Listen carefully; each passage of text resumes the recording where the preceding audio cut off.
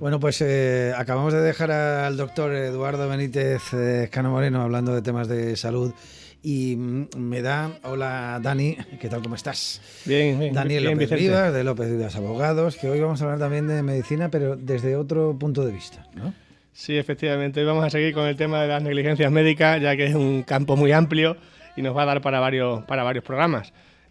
Para comenzar, me gustaría recordar lo que ya dijimos la semana pasada, de que la negligencia médica, que también se puede llamar mala praxis médica, se produce cuando el profesional que nos atiende en un hospital o en una clínica donde sea, ¿de acuerdo? Tanto si es pública como es privada, no hay ninguna diferenciación de ese tipo, no actúa con la diligencia exigida y no realiza el tratamiento de la forma que se exige en su profesión.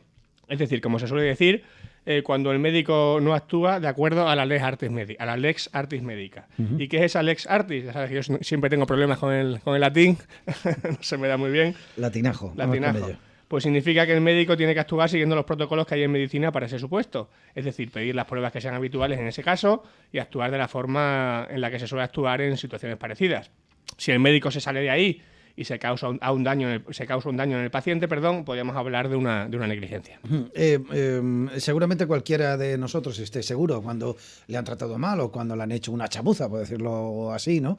Una negligencia, pero legalmente, ¿cómo sabemos si nos encontramos ante una negligencia médica? Pues mira, esa es la gran pregunta a la que nos enfrentamos los abogados cuando un cliente nos visita en el despacho y nos plantea un caso de este tipo. Y es que, como ya dijimos el otro día, en la medicina curativa, es decir, en la que nos ponemos en manos de un médico para que nos cure un problema de salud, a diferencia, por ejemplo, de la cirugía estética, que lo que se pretende es mejorar nuestra imagen, ya decimos, en esa medicina curativa, los médicos tienen una obligación de medios, no de resultado, como dice la ley, ¿de acuerdo? Esa obligación de medios significa que para entender que han cumplido no es necesario que el paciente se cure, sino que basta con que hayan actuado debidamente y conforme a los protocolos médicos. Como ya decimos, se llama obligación de medios. Pues bien, lo primero que hay que hacer en estos supuestos, lógicamente, para saber si nos encontramos ante una negligencia médica o no, es conseguir los informes médicos de todo el tratamiento, que es lo que se conoce como el historial clínico. Exactamente. Uh-huh. Sí, el historial médico también es perfectamente válido. En ese historial, como decimos, se deben contener todos los informes relativos a todos los procesos asistenciales recibidos por el paciente. Por ejemplo, y para que no entiendan los oyentes, pues un informe tipo pues suele contener los datos básicos del paciente y otro tipo de datos, como pueden ser una breve descripción de por qué el paciente va a urgencias o a la consulta, en qué fecha va, cuáles son los síntomas que presenta el paciente a la exploración, el diagnóstico de su dolencia y cuál es el tratamiento que se le pone para esa dolencia. Y además también suele incluir pues cuáles son los médicos o médicos, si son varios, que intervienen en ese acto, ya que esa es una cuestión trascendental en el tema de la negligencia médica para saber contra quién hay que dirigir la acción. Pues bien, como ya decimos, para cada consulta va a haber un informe distinto en el que se incluyan todas esas cuestiones. Así como también después de cada operación nos encontraremos con un informe de alta cuando se le mande el paciente para casa, que esos informes ya suelen ser un poquito más complejos y suelen tener más contenido, porque tienen que explicar, lógicamente, qué se le ha hecho al paciente en esa operación. Aún así, Vicente, los informes médicos nunca suelen ser totalmente detallados, sino más bien todo lo contrario. Todas estas cuestiones pues se explican de manera prácticamente telegráfica. Vamos, si te pones más de 3 párrafos en cualquiera de estas cuestiones, te puedes dar por contento, por lo que muchas veces no son nada fáciles de interpretar. Esto es cuando vas a urgencias y te dan un poco el parte de urgencias que dices, vale, en 2 fases no te has enterado de nada. Efectivamente. Oye, ¿es fácil o no conseguir ese historial médico? Pues mira, por suerte este tema ha mejorado muchísimo en los últimos años. Hay que tener en cuenta que cada centro cuenta con su propio historial médico del paciente, en el que se incluyen las actuaciones que se han realizado específicamente en ese centro. Por lo que hasta hace unos años pues era complicado conseguir la copia completa de ese historial, sobre todo si el paciente había sido atendido en varios sitios, en varios hospitales, en varios centros de salud, puesto que cada uno tenía el suyo, digamos. Además, si el tratamiento había durado meses o había durado años, nos podíamos encontrar con una documentación muy voluminosa, que muchas veces era engorrosa de manejar, sin contar con otro problema con el que nos topábamos anteriormente, que era tener que descifrar la legible letra de los médicos. Es decir, había que hacer auténticos ejercicios de criptografía y de imaginación para saber lo que decían esos informes. Yo nunca he entendido, por ejemplo, cómo los farmacéuticos entienden la letra de los médicos tan rápido, porque muchas veces te habrá pasado a ti también, que antes ya, cuando no había receta electrónica, que llegabas con una receta escrita a mano, tú no sabías en ningún momento lo que te había recetado el médico, pero el farmacéutico lo entendía enseguida. Sabría transcribirlo, es verdad. Oye, en el caso del SES, ya se cuenta con el sistema HARA y ya está todo informatizado, ¿no? Efectivamente, como bien dice, en el sistema Servicio Extremeño de Salud, ahora ya está todo informatizado y esos informes se redactan a ordenador también, con lo cual resulta mucho más fácil de seguir. De hecho, esta informatización del sistema nos permite conseguir más rápidamente el historial, aunque las consultas ya han tenido lugar en varios sitios distintos. Como bien dices tú, el sistema se llama HARA y le permite a cualquier médico del sistema poder ver el historial de los pacientes y los resultados de los análisis en el sitio en el que esté. Esta es una cuestión muy importante y que ahorra muchos problemas. En todas las comunidades autónomas se está implantando, pero debemos tener en cuenta que, por ejemplo, en Extremadura, con la dispersión geográfica tremenda que hay y con todos los pueblos que hay, pues resulta muy útil tener esta herramienta. ¿Qué nos van a contar, verdad, Vicente, a nosotros los senderistas, la dispersión geográfica y la de pueblos que hay en Extremadura? Ciertamente, sí. Respecto de lo que me preguntabas antes, que se me ha quedado en el tintero, para pedir el historial basta con pedirlo por escrito. Recibir copia del historial médico, de acuerdo, es un derecho del paciente, con lo cual en ningún momento te lo pueden negar. Si la atención se ha realizado en el SES, se puede pedir en cualquier oficina o en el centro donde te han atendido. Por ejemplo, aquí en Cáceres, la Gerencia de Salud, que es donde se suele solicitar, pues está en la calle San Pedro de Alcántara, enfrente del Gran Café. La perra gorda. Se llamaba toda la vida. Por el contrario, si se trata de una clínica privada, pues bastará con pedirlo en la clínica en la que nos han atendido. Y ya digo que nos lo tienen que dar porque es un derecho, ¿eh? Cuando los letrados tenéis ese historial, ¿qué hacéis? Pues mira, lo que hacemos con ese historial, nosotros en López Vives Abogados, y supongo que todos los abogados que se encargan de este tipo de temas, pues lógicamente pasárselo a un médico para que, actuando como perito, es decir, para que, actuando de manera imparcial, estudie el historial y determine si el médico que actuó, que trató al paciente, pues ha actuado debidamente o por el contrario ha cometido algún error que pueda ser negligencia médica. Y es que, aunque a simple vista, ya decimos, pueda parecer sencillo leer esos informes, pues no son nada fácil. En primer lugar, por lo complejo que son los términos, que muchas veces los propios médicos les cuesta leerlos. Además suelen usar muchas siglas y, como ya he dicho, son súper breves, es decir, explican las cuestiones de una manera muy sucinta, prácticamente telegráfica. Telegráfica, sí. Con lo cual no es fácil de seguir. Además hay otra cuestión, que la medicina está tan especializada que, por ejemplo, para que se entienda, un traumatólogo no entiende de oftalmología. Con lo cual muchas veces resulta imprescindible que el perito que revisa el historial sea exactamente de la misma especialidad que el médico que ha intervenido, puesto que si no, puede ser que no se entere de la mitad de lo que ponen en los informes. Ya digo, no nos puede valer para nada su actuación, sino, lógicamente, no va a entender ese informe. Con lo cual, como ya digo, conviene que sea de la misma especialidad. De hecho, muchas veces pues necesitamos que sean dos los peritos médicos que intervengan en el procedimiento. Uno, como ya hemos dicho, para auditar la actuación del médico que intervino, y otro especialista en valoración del daño. El especialista en valoración del daño quiere decir que este señor, de acuerdo a su especialidad, debe calcular cuál ha sido el perjuicio que esa negligencia le ha producido al paciente, es decir, determinar cuántos días de baja y cuántas secuelas le ha causado esa actuación negligente del médico que le ha intervenido, para que después los abogados podamos traducir a dinero esos datos y, por tanto, calcular el importe de la indemnización que corresponde. Es decir, son varios los profesionales que tienen que intervenir en estos casos.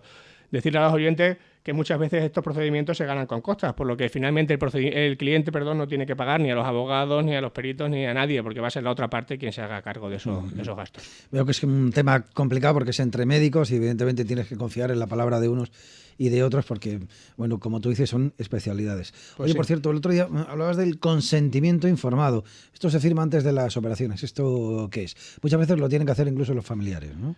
Pues sí, mira, el consentimiento informado, y así hablando la definición que tiene jurídica, ¿de acuerdo? Es el acto jurídico mediante el cual una persona voluntariamente, de una manera acorde a su capacidad de comprensión y entendimiento y tras la recomendación de los médicos que le tratan, decide aceptar o rechazar un procedimiento médico. Es decir, esa información sobre los procedimientos, lo que establece la ley es que debe ser clara, real y completa.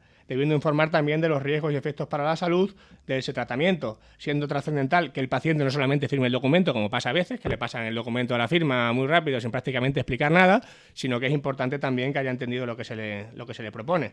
Es decir, es que básicamente el consentimiento informado legalmente no consiste en firmar el documento, sino que el paciente se entere de cuál es el procedimiento médico que se va a llevar a cabo, cómo se va a hacer y cuáles son los riesgos que conlleva. Esta información pues se le debe dar de forma verbal y en ciertos casos debe ser firmada por escrito por el paciente para que quede lógicamente documentado en ese historial que el paciente ha aceptado que se le lleve a cabo ese tratamiento. El consentimiento será verbal y por tanto no es necesario documento, ¿de acuerdo? Salvo que nos encontremos en los casos siguientes. Lógicamente una intervención quirúrgica, un procedimiento diagnóstico o terapéutico que sea invasor, Sí. o en general procedimientos que suponen riesgos para la salud del paciente. Por ejemplo, para que lo entiendan los oyentes, para que un médico de familia te vea por cualquier problema de salud, te ausculte en la consulta, no es necesario firmar un consentimiento, porque los riesgos de esa operación son mínimos. Todo lo contrario, por ejemplo, que si te van a operar, en el que sí que es necesario que el paciente entienda lo que se le va a hacer y entienda los riesgos que va a correr con esa operación. Por eso se le exige que firme el consentimiento, ¿de acuerdo? De hecho, a la hora de reclamar es muy importante el consentimiento informado, puesto que si la complicación que ha habido y que luego ha causado daños en el paciente es una complicación habitual de esa operación, es decir, en los consentimientos informados viene una explicación de las complicaciones habituales de cada procedimiento, son específicos para cada operación concreta, y ya digo, vienen complicaciones y otras cuestiones más. Si esa complicación viene desglosada, salvo que sea una cosa rara o muy grave, se entiende que es normal que suceda en la operación y por tanto que el médico ha actuado debidamente. De hecho, los juzgados suelen ser bastante estrictos en estos temas, ya que se entiende que el consentimiento informado es una parte fundamental del acto médico, por lo que cabe reclamar contra el doctor incluso si no se ha informado debidamente al paciente o ese consentimiento no está perfectamente redactado. Si algún oyente quiere hacerse una idea de cómo es un consentimiento informado, en el canal de YouTube de López Vives Abogado, en el que colgaremos este vídeo posteriormente, y concretamente en la descripción del vídeo vamos a colgar también algunos modelos de consentimiento informado de distintas operaciones, ya digo, por si hay algún oyente que quiera echarle un vistazo. Te preguntaba yo lo que es que comentabas antes, un poco complicado, porque es cierto, esto un poco se comenta, que se dice un poco desde fuera, ese corporativismo, ¿no? En muchas profesiones, en este caso médico, ¿no? Que unos se protegen a otros. Pues sí, mira, es cierto, y en López Vives Abogado, desgraciadamente, lo hemos visto en varias ocasiones, aunque por suerte ya en los últimos años la cosa está mejorando. Por ejemplo, hace años pues era difícil encontrar médicos que quisieran ir de peritos contra sus propios compañeros. Médicos contra médicos. Es que claro, ya he dicho que necesita un médico de la misma especialidad para que audite el trabajo del primero, con lo cual es inevitable. En una ciudad como Cáceres, pues lógicamente todavía sigue pasando, porque la comunidad médica no es muy grande y si hablamos ya de profesionales de la misma especialidad, está claro que se conocen entre todos, seguro. Efectivamente, sí. Se conocen entre todos y son muy poquitos. Por suerte, actualmente es más difícil encontrar peritos médicos, aunque sean de otras localidades. Antes, pues hace unos años, pues era costoso que esos peritos de otras localidades tuvieran que desplazarse al juicio, ya que el cliente tenía que pagarle los gastos y lógicamente salía más caro que contratar un médico de aquí, de Cáceres, un médico local. Ahora, sin embargo, lo que hacemos es que declaren por videoconferencias del juzgado de su localidad, es decir, por una pantallita de televisión donde ellos nos escuchan y nosotros les vemos y les escuchamos a ellos, y resulta igual de efectivo, pero más barato. Y es que ya digo, aunque todos los profesionales estamos expuestos a una demanda, los abogados lógicamente también lo estamos y a nadie le gusta que le demanden, todos los médicos suelen tener un seguro de responsabilidad civil, principalmente porque les viene por el colegio y otros cirujanos pues tienen otro privado, que es el que finalmente abona la indemnización. Yo esa cuestión del corporativismo que siempre se comenta, pues puedo entender quizás que un médico no quiera ir contra sus propios compañeros. Yo, por ejemplo, como abogado me pasaría. Yo tampoco demandaría a un abogado de Cáceres que aquí conozco, por mucho que un cliente me lo pida en un caso de negligencia profesional. Lo que ya no puedo comprender es lo que hemos visto en el despacho en algún caso. Es decir, que el médico le reconozca a la familia justo después de la operación pues que se había equivocado o que había hecho algo mal, pero luego, para evitar que quede constancia escrita sobre eso, pues se redacta un informe médico totalmente inconcreto en el que ese reconocimiento de culpa que le habían dicho de palabra pues no aparece por ningún lado. Pero claro, en este caso se está poniendo más difícil al paciente reclamar por una negligencia cuando ya se le ha dicho de palabra que efectivamente se ha cometido. Desgraciadamente este caso sí que lo hemos tenido que sufrir nosotros y la verdad es que da bastante pena. Ya digo, que se reconozca el error, pero que luego se te dificulte todo lo posible la posibilidad de reclamarlo. Desgraciadamente esto es muy habitual y ya digo, resulta difícil de entender, sobre todo si tenemos en cuenta que, como ya explicaremos en el próximo programa, La mayoría de casos de negligencias médicas se llevan por vía civil, si es contra un particular, o contenciosa, si es contra una administración, y al final quien paga es la aseguradora, bien del propio médico o bien la aseguradora del servicio de salud, efectivamente del SES o quien sea. Por lo que la única consecuencia económica que tiene que soportar ese médico es que le suban la prima de seguro, es decir, no soporta nada más. Mientras que en los casos más graves podemos estar hablando de que el paciente puede haber quedado con un estado de salud muy, muy malo o incluso puede haber fallecido. Son casos que, como digo, estamos viendo todos los días. La semana pasada te comentaba que además venía en la prensa también el caso de una chica, creo que era enfermera, a recordar que no podía trabajar por una negligencia médica que le produce dolores y tal. Y luego, claro, las aseguradoras se protegen a ellas, encuentran cualquier huequecito, bueno, pues para o bien alargar el proceso, para negar esa responsabilidad, en fin, ya sabemos un poco cómo funciona este tema, porque cuando uno es médico lo sufrimos con coches, con seguros de casa, en fin, que hay una letra pequeña, es verdad que siempre está ahí, un poco para amargarnos la vida, ¿no? Además, por ejemplo, en otro tipo de procedimientos como accidentes de tráfico y demás, pues sí que es más habitual llegar a acuerdos con las aseguradoras. En negligencia es un tema que tiene se le puede sacar tanta punta que lo habitual es tener que ir a juicio y hasta que no consigues la sentencia no cobras. Bueno, pues en negligencias médicas, hoy volviendo a hablar de este asunto. Daniel López, de López Vivas Abogados, muchísimas gracias. Nos vemos el miércoles que viene. Por supuesto, aquí estaremos.